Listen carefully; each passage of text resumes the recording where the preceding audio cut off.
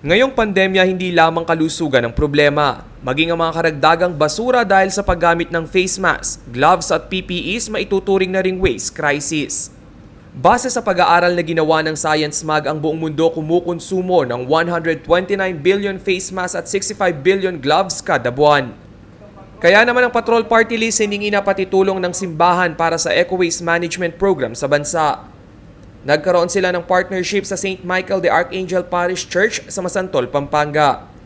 Ang pakikibahagi ng simbahan sa paglilinis sa kalikasan ay papalitan ng bigas kada buwan.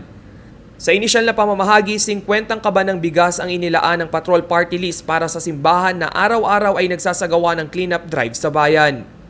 Ayon sa Patrol Party List, bago matapos ang taon ay target nilang malibot ang buong bansa para sa nasabing Basura Palit Bigas program.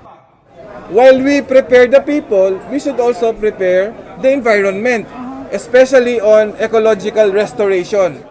Samantala, suportado naman ng environmentalist na si Mercy Ferrer ang pakikibahagi ng mga community leader at public servant sa adhikaing maisulong ang zero waste community.